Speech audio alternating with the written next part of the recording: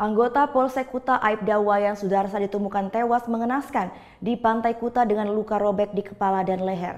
Polda Bali masih mengumpulkan barang bukti dan keterangan saksi untuk mengungkap pelaku pembunuhan.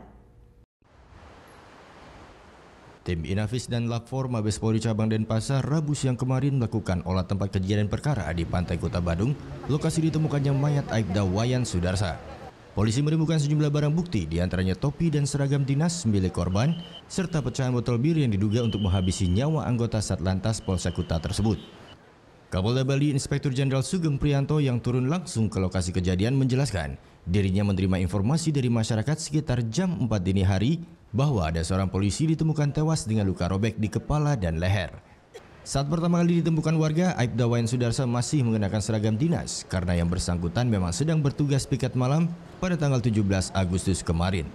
Sampai saat ini, polisi tengah memeriksa 3 orang saksi, yakni 2 petugas keamanan hotel di seberang lokasi kejadian dan seorang pecalang desa adat Kuta.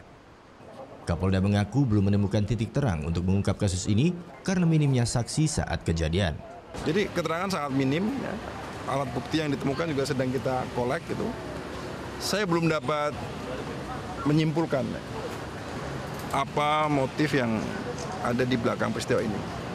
Tetapi Polda sudah membentuk tim, nanti akan dipimpin oleh Direskrim Polda Bali sama Polresta dan Polsek untuk mencoba mengungkap peristiwa yang terjadi. Selain mengurai keterangan dari para saksi, polisi juga akan segera memeriksa rekaman CCTV milik Hotel Pullman yang lokasinya di seberang pantai. Polisi juga masih menunggu hasil visum Rumah Sakit Sangla Denpasar untuk mengetahui penyebab pasti kematian korban. Muhammad Hasanuddin melaporkan untuk NET.